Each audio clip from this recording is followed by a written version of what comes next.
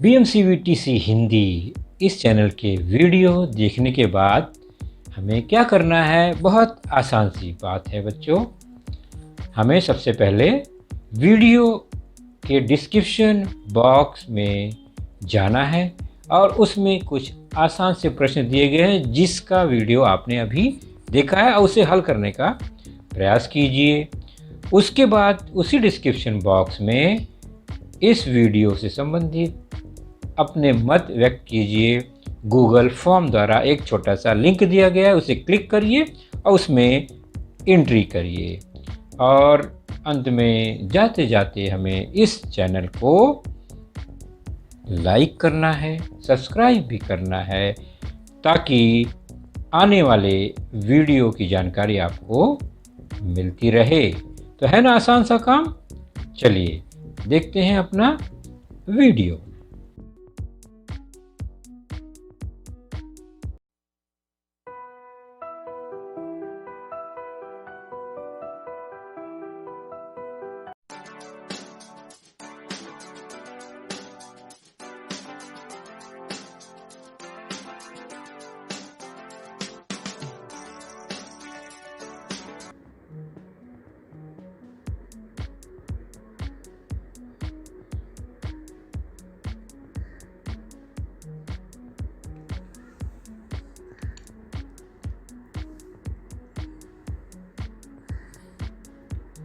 बच्चों, आप देख रहे हैं आज की कक्षा, आज का विषय और आज का हमारा लेसन।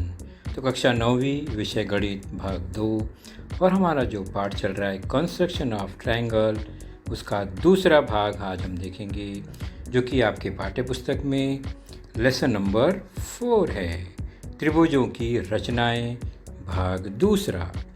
और मैं हूं आपका वर्चुअल मार्गदर्शक Ajay Kumar Maurya, MCGM virtual classroom Dadar से। तो इस घटक में कौन कौन सी रचनाएं हैं ये हमने देखा था, फिर से एक बार देख लेते हैं। हमें कुल मिला के 4 प्रकार के त्रिभुज की रचना है। पहला है ऐसे त्रिभुज की रचना जिसमें एक आधार दिया है और अन्य 2 भुजाओं की लंबाइयों का योगफल दिया गया है और आधार का कोई एक कोण दिया गया हो।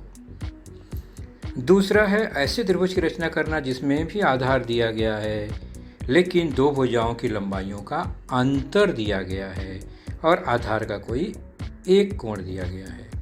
इस अंतर वाले भाग में 2 प्रकार के त्रिभुज बनते हैं। एक तो जो कोण है उसमें समाविष्ट भुजा अगर बड़ी है तो अलग टाइप का त्रिभुज बनेगा, और अगर उस कोण की समाविष्ट भुजा छोटी है तो अलग टाइप का त्रिभुज बनेगा।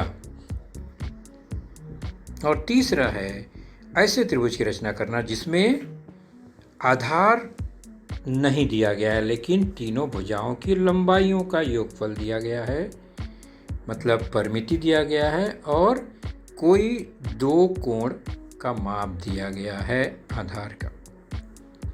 तो इन जानकारियों के आधार पर हमें त्रिभुजों की रचनाएं करनी हैं, जिसमें हमने पहला सीखा था आधार और शेष 2 भुजाओं की लंबाइयों का योगफल और एक कोण का माप दिया गया था। आज हम सीखेंगे ऐसे त्रिभुज की रचना करना जिसका आधार दिया गया है और अन्य 2 भुजाओं की लंबाइयों का अंतर दिया गया है और आधार का एक कोण दिया गया है। मैंने बताया इसमें 2 प्रकार होता है। एक तो जब जो कोण है आधार का उसके सामने की भुजा बड़ी हो या संलग्न भुजा छोटी हो, और दूसरा है जब सम्मुख भुजा जो है कोण की वह बड़ी हो या छोटी हो। तो ये 2 प्रकार का त्रिभुज बनता है। तो हमें ये देखना है कि दिए गए जानकारी में कौन सी भुजा बड़ी है, कौन सी भुजा छोटी है। तो उदाहरण देखते हैं सीधे सीधे। प्रश्न संग्रह 4.2 पेज नंबर 54 पर है आपके। त्रिभुज एक्स वाई जेड की रचना कीजिए जिसमें वाई जेड 7.4 है और कोण एक्स वाई जेड 45 डिग्री और x y minus x z equal to 2.7 centimetre. तो बच्चों जो अंतर दिया गया भुजा में उसमें ध्यान दीजिए, x y minus x z, इसका मतलब एक्स वाई बड़ा है तभी तो उसका अंतर धनात्मक है ना। तो एक्स वाई बड़ा है, एक्स जेड छोटा है। ये एक्स वाई कहाँ है, पहले हम इसको कच्ची आकृति में देखते हैं। तो आधार दिया है 7.5 वाई जेड, तो कच्ची आकृति में हमने बना लिया, और कोण y पर है 45, तो 45 डिग्री y पर बना है, इसका मतलब x कहीं उस भुजा पर होगा। अब एक्स वाई अर्थात कोण को समाविष्ट करने वाली भुजा बड़ी है, यानी सम्मुख भुजा जो है कोण की वह छोटी है इस आकृति में। तो इसलिए हमें जो अंतर का माप है ना 2.7, वो कहाँ बनाना पड़ेगा, तो कोण की भुजा पर ही बनेगा, लेकिन वह आधार के ऊपर की ओर बनाएंगे। ध्यान दीजिए, आधार के ऊपर की ओर ऐसा बिंदु लेंगे उस रेखा पर जो कि y से 2.7 दूरी पर होगा। मान लिया हमने वह W पॉइंट ले लिया जो कि YW 2.7 है, प्रश्न में अंतर दिया गया है। तो हमने y z के ऊपर की ओर यह लिया जब एक्स वाई बड़ा है। अगर एक्स वाई छोटा होता तो y z भुजा के नीचे की ओर, ये जो रेखा है कोण की नीचे की ओर हम वो अंतर को लेते यानी 2.7 लेते, लेकिन यहाँ पर एक्स वाई बड़ा है तो इसलिए हमने उसी भुजा पर लिया लेकिन ऊपर की ओर लिया।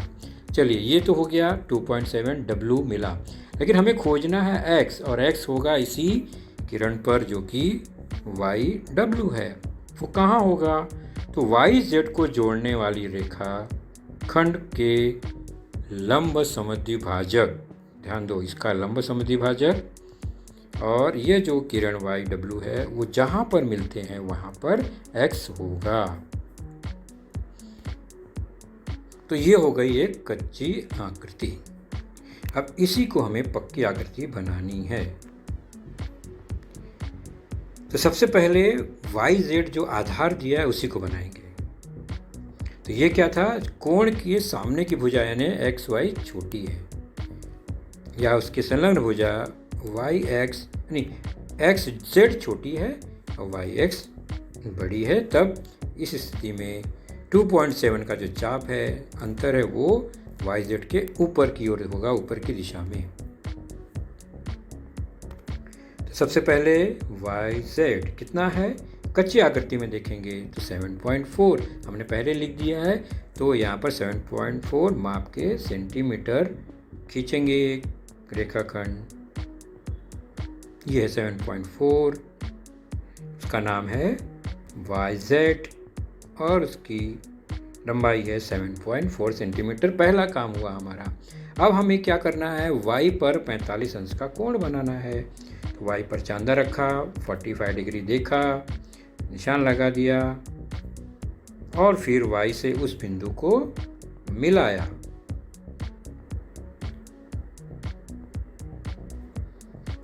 तो y और वह बिंदु एक रेखा हम खींच दिए, इसी पर कहीं न कहीं x होगा। कहाँ होगा, तो उसका अंतर है 2.7 दोनों भुजाओं का, तो y से 2.7 का चाप लगाएंगे YZ के ऊपर की ओर, क्योंकि ये 45 अंश तो बना ही दिया हमने। अब हम पहले W एक पॉइंट लेते हैं 2.7 के अंतर का, तो हम क्या करेंगे 2.7 के अंतर का ये चाप लिया 2.7 और फिर y पर रखकर 2.7 का चाप लगा दिया। तो यहाँ पर मिल गया एक पॉइंट W। कच्ची आकृति को देखते हुए बना रहे हैं हम। तो ये W यहाँ मिल गया, ये कितना है 2.7 सेंटीमीटर। अब अगली कृति क्या है, कच्ची आकृति देखो W और Z मिला हुआ है, आप भी W और Z को मिलाएंगे।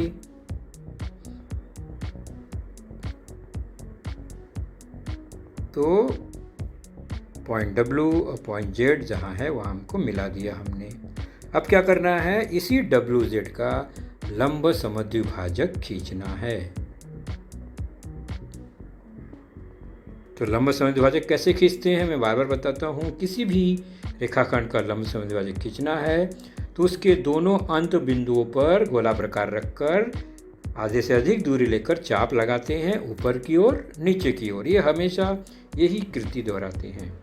तो WZ का लंब समद्विभाजक खींचना है तो एक बार W पर चाप रख के ऊपर नीचे चाप लगाएंगे, एक बार Z पर गोलाप्रकार रख के चाप लगाएंगे।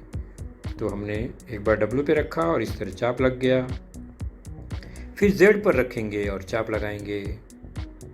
आप भी इसी तरह करिए। दोनों चाप जहाँ प्रतिच्छेदित कर रहे हैं ध्यान से देखिए, उसको मिला देंगे, जोड़ देंगे और वहाँ तक बढ़ाएंगे जहाँ तक जो ये भुजा है YW वह ऊपर उसको मिल न जाए।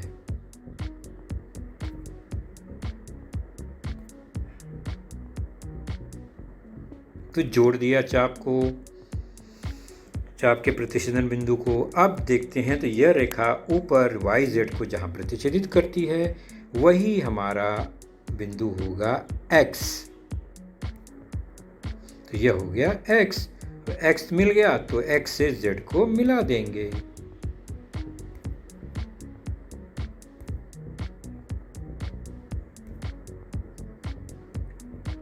मिला दिया हमने X Z, तो यह बन गया त्रिभुज XYZ।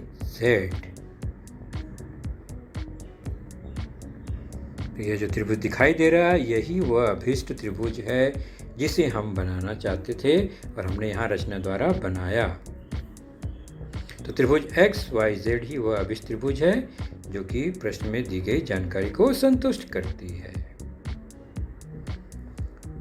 तो यहाँ पर हमने देखा कोण में समाविष्ट भुजा बड़ी है, उसके सामने की भुजा छोटी है, इसलिए ऊपर की ओर 2.7 यानी अंतर का चाप लगा। अब 4.2 पेज नंबर 54 पर एक प्रश्न है, प्रश्न क्रमांक 3, उसको देखते हैं। त्रिभुज की रचना करनी है ABC, BC 6 सेंटीमीटर है और कोण ABC 100 डिग्री है। AC ऋण AB बराबर 2.5 यानी AC बड़ा है, AB छोटा है। देखते हैं वो कहाँ है AC। तो दिया गया है BC आधार 6 सेंटीमीटर, B कोण जो है वो 100 डिग्री है, अधिक कोण है यहाँ पर। तो A कहीं न कहीं ऊपर होगा। अब ध्यान से देखो तो AC बड़ा है प्रश्न में, यानी 100 अंश के सामने की भुजा बड़ी है। अब क्या होगा, पहले क्या था, सामने की भुजा कोण की वो छोटी थी तो हमने ऊपर चाप लगाया था। अब यहाँ पर सम्मुख भुजा बड़ी है तो चाप कहाँ लगेगा, ऊपर नहीं नीचे। तो यह जो कोण की भुजा है उसको बढ़ाएंगे, उस पर नीचे चाप लगाएंगे B से कितना 2.5 जितना अंतर है। तो वहाँ निशान लगा दिया हमने, बिंदु लेकर D, वो हो गया 2.5। अब A कहाँ होगा, एकदम सेम पहले जैसा, अंतर का चाप और C को मिला देंगे। वहाँ भी यही काम किया था हमने, अंतर का चाप और दूसरे बिंदु को मिलाया, बाद में उसका समद्विभाजक खींचा, लंब समद्विभाजक। तो DC का लंब समद्विभाजक खींचेंगे और ये जहाँ पर भुजा BD को काटेगा वही बिंदु तीसरा बिंदु होगा A से C को मिला देंगे तो त्रिभुज बन जाएगा। तो यहाँ क्या लिखा हमने कि कोण के सम्मुख भुजा बड़ी है तो हमें नीचे की ओर वह अंतर का चाप लगाना होगा। तो AC मिला दिया, इस तरह से यह त्रिभुज बन गया। चलिए अब पक्की आकृति बनाते हैं। शुरुआत कैसे करेंगे, शुरुआत आधार से ही करेंगे। एक भुजा जो दी गई है BC दिया है 6। कच्ची आकृति में साफ साफ लिखा है, कच्ची आकृति को देखते हुए बनाएंगे। नाम दे देंगे BC, अंतर 6 सेंटीमीटर। अब बी पर कोण 100 है तो बी पर चांदा रखेंगे। 100 डिग्री कहाँ है? राइट से गिनेंगे 10, 20, 30, 90 के बाद 10, 100 अधिक कोण की भुजा को जोड़ेंगे और थोड़ा बड़ा ही बनाएंगे।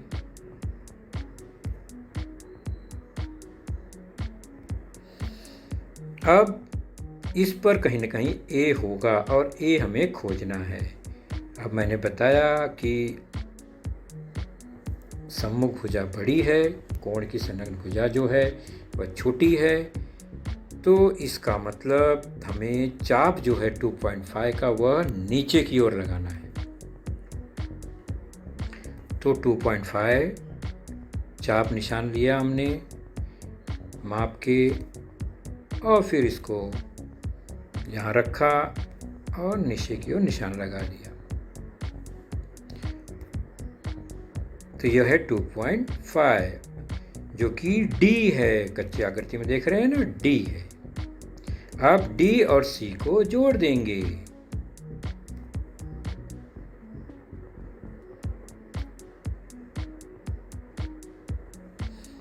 इसके बाद की कृति क्या है? DC का लंब समद्विभाजक। D पर प्रकार रखेंगे, चाप लगाएंगे, C पर प्रकार रखेंगे, चाप लगाएंगे। तो D पर रखा, DC के ऊपर नीचे चाप लगाया, C पर रखा, फिर ऊपर और नीचे चाप लगाया। चाप ऊपर नीचे एक दूसरे को प्रतिच्छेदित कर रहे हैं। प्रतिच्छेदन बिंदु को जोड़ देंगे और तब तक बढ़ाएंगे जब तक कि वह भुजा BD को प्रतिच्छेदित न कर दे। देख रहे हैं BD को कहाँ काट रहा है? ऊपर, काफी दूर। वही बिंदु, यह लंब है, समद्विभाजक खींचा है हमने, और कहाँ काट रहा है? ये ऊपर। वही बिंदु होगा A। कच्ची आकृति से पता चला वही A होगा। तो अब क्या करेंगे? A से C को मिला देंगे।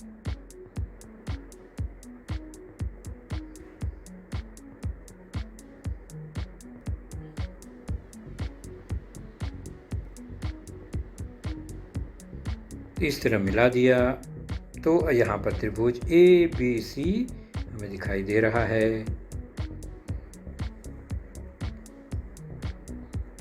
जो जानकारियाँ हैं वो लिख दिया हमने। कोण 100 है, भुजा 6 सेंटीमीटर। तो वही त्रिभुज ABC अभी जो आपको रंगीन दिखाई दे रहा है वही रचना हमें करनी थी, और उसी के लिए ये उसके आगे पीछे अगल बगल में जो दिखाई दे रहा है निशान, वह सब रचना का हिस्सा है। तो हमारा अभिष्ट त्रिभुज ABC जो है वही है, जिसमें कोण 100 भी है, भुजा BC 6 भी है, और AB और AC का अंतर जो है वो 2.5 है। तो त्रिभुज ABC ही वह अभिष्ट त्रिभुज है। तो हमने दो प्रकार का ये त्रिभुज अंतर वाला देखा, जिसमें कोण की समाविष्ट भुजा बड़ी हो तो ऊपर की ओर, अगर वो भुजा छोटी हो तो नीचे की ओर अंतर का चाप लगता है। तीसरा, ऐसे त्रिभुज की रचना करना जिसकी तीनों भुजाओं की लंबाई का योग या परिमिति दिया गया है तथा आधार के दोनों कोणों के माप दिए गए हैं। अब यहाँ पर एक भुजा की लंबाई दी नहीं है। मतलब हम शुरुआत कैसे करें? तो बहुत ही इंटरेस्टिंग रचना है ये बच्चों, ध्यान से देखेंगे। 4.3 प्रश्न संग्रह पेज नंबर 56 से शुरू करेंगे हम सीधा। त्रिभुज XYZ की रचना कीजिए जिसमें कोण Y दिया है 58, कोण X दिया है 46। इसका मतलब हम XY जो है उसी को आधार मान के रचना करेंगे, क्योंकि X और Y के कोण का माप दिया गया है। लेकिन वो X और Y के बीच में कितनी दूरी है ये हमको पता नहीं है। कच्ची आकृति फिर कैसे बनेंगे? त्रिभुज की परिमिति यानी तीनों भुजाओं का टोटल योग दिया गया है, 10.5 सेंटीमीटर हो। तो कच्ची आकृति में तो त्रिभुज कुछ बनेगी तो इस तरह से कि एक Y और X होगा आधार, उस पर Y 58 होगा, X 46 होगा। ये माप से पता चल रहा है, और ये दोनों जहाँ पर मिलते हैं वो जेड होगा, निश्चित है। लेकिन इसकी रचना कैसे करें? तो हमें खींचना क्या है? तो एक लंबाई दी गई है परिमिति 10.5, आधार को उतना बड़ा मानकर हम खींचेंगे, यानी 10.5 खींचेंगे। तो पहले आधार हम क्या करते हैं, एक बिंदु ए बी लेकर आधार बनाते हैं 10.5 सेंटीमीटर। अब x और y पे जो कोण है उसका आधा आधा करेंगे। तो y कोण का आधा करके x पर a पर बनाएंगे, x कोण का आधा करके b पर बनाएंगे, यानी जिस ओर है उस ओर के बाहर की तरफ बनाएंगे जो बिंदु है। तो 58 का आधा 29 वह a पर बनाएंगे और 46 का आधा 23 वो माप हम b पर बनाएंगे। ध्यान से देखा आपने, यानी जो कोण दिया गया उसका उपयोग कैसे हो रहा है और जो परिमिति दी गई है उसका उपयोग कैसे हो रहा है। तो परिमिति के बराबर सीधा एक रेखाखंड खींचा हमने और फिर उसी आधार पे जो दो कोण दिए गए थे उसका आधा आधा लेकर एक बिंदु और दूसरे बिंदु पर उसको बनाएंगे। तो 58 का आधा 29 ए पर है, तो कोण ए पर एक कोण बनाया 29 का और 23 बी पर एक कोण बनाया। यही जो ये भुजा है वह एक दूसरे को z पर मिल रही है, यानी z बिंदु हमें मिल गया, ये पक्का है। अब AZ जो हमने खींचा, ध्यान से देखिए, AZ खींच दिया, उसका लंब समद्विभाजक खींचेंगे इस तरह। और ये लंब समद्विभाजक बड़ी वाली AB को जहाँ पर काटते हैं वही Y है, वो Y होगा। ठीक इसी प्रकार ZB का भी लंब समद्विभाजक खींचेंगे और यह लंब समद्विभाजक AB को जहाँ पर काटेगा वह X होगा। ये लंब समद्विभाजक है। तो इस तरह से ये हमारी कच्ची आकृति हो गई। तो सबसे पहले शुरुआत क्या करेंगे, परिमिति को बना देंगे। सीधा सीधा रचना है ना, तो परिमिति बनाएंगे 10.5। ध्यान से देखिए 10.5, और ये न तो x है न y है, इसको हम नाम देंगे AB। कच्ची आकृति देख रहे हैं ना, 10.5 सेंटीमीटर। अब इसी पर x और y कहीं न कहीं होगा। तो हम काम शुरू कैसे करेंगे, कच्ची आकृति को देखकर सीधे A और B पर 29 और 23 का कोण बनाएंगे। तो A पर 29 कच्ची आकृति देखकर निशान लगा लिया, B पर तुरंत लगे हाथों चांदा है तो निशान लगा दिया 23। अब मिला देंगे यानी कोण बना देंगे, ये हो गया 29 और ये 23 हमने माप के देखा, और ये दोनों कोण की भुजाएं जहाँ मिलती हैं वही Z हो गया। तो Z तो पक्का हो गया। अब क्या करना है, AZ का लंब समद्विभाजक खींचना, ताकि हमें x और y का पता लगाना है ना। तो AZ का लंब समद्विभाजक खींचेंगे। तो A पर गोला प्रकार रखकर चाप लगाया, Z पर भी गोला प्रकार रखकर चाप लगाएंगे। सेम वही कृति करनी है यहाँ। तो उसी प्रकार दूसरी भुजा ZB पर भी चांदा गोला प्रकार रखेंगे और चाप लगाएंगे, जैसा हमने AZ पर रखा। तो मैं यहाँ पर प्रकार नहीं रखूँगा, आप स्वयं करेंगे। B पर प्रकार रखेंगे और Z पर प्रकार रखेंगे और ऊपर नीचे चाप लगाएंगे, जैसा कि AZ पर लगाया। अब क्या करेंगे, मिला देंगे और लंब समद्विभाजक खींचेंगे। इस तरह से ये चाप का प्रतिच्छेदन मिल गया। उसी प्रकार AZ पर भी प्रतिच्छेदन मिल जाएगा। AZ पर मिला, वह AB को Y बिंदु पर काट रहा है।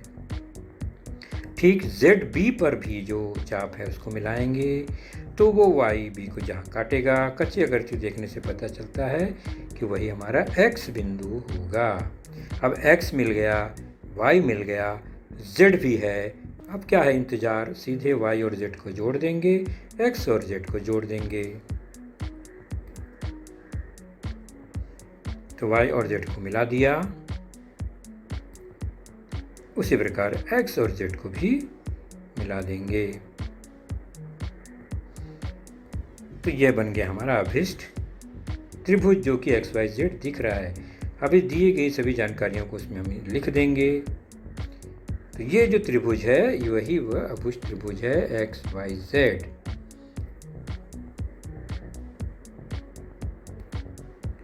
यह 58 होगा क्योंकि त्रिभुज AYZ का वह बहिष्कोण है और ऊपर से AY और YZ समान है तो समद्विबाहु है। तो दोनों 29 है इसलिए 58 होगा। ये गुणधर्मों का उपयोग करके रचना किया हमने। 23 का दुगुना 46 होगा यह, और ये लंब समद्विभाजक है इसलिए उसके निशान लगा दिए हमने चिन्ह। उसी प्रकार ZB का भी लंब समद्विभाजक है, निशान लगा दिया हमने। तो AY और YZ जो है वो लंब समद्विभाजक पर बिंदु Y है इसलिए वो समान दूरी पर होगा। उसी प्रकार ZB के लंब समद्विभाजक पर बिंदु X है इसलिए XB और XZ भी समान होंगी। ये सारी जानकारियों के हमने निशान लगा दिए। यही वह त्रिभुज XYZ है जो हमें बनाना था, अर्थात त्रिभुज XYZ ही वह अभिष्ट त्रिभुज है। तो बच्चों, आपने देखा आज का लेसन, उसके प्रमुख मुद्दों को ध्यान से बार बार दोबारा देखकर समझने का प्रयास कीजिए, क्योंकि एक बार देखने पर किसी को भी वो पूरा मुद्दा समझ में नहीं आता। तो जैसे ही हम 2 बार 3 बार देखेंगे तो हमें वह समझ में आने लगेगा। और इसके आगे की जानकारी जो होगी बच्चों, वह निश्चित ही हमारे अगले वीडियो में होगी। तो उस वीडियो को देखने के लिए, उसकी सूचना प्राप्त करने के लिए जो नीचे सब्सक्राइब का बटन होता है उसे ज़रूर प्रेस कीजिए और नोटिफिकेशन ऑन रखिए, ताकि जैसे ही हमारा लेसन चैनल पर डाला जाएगा आपको वह तुरंत प्राप्त होगा। तो अपना ख्याल रखिए, सुरक्षित रहिए। Thank you.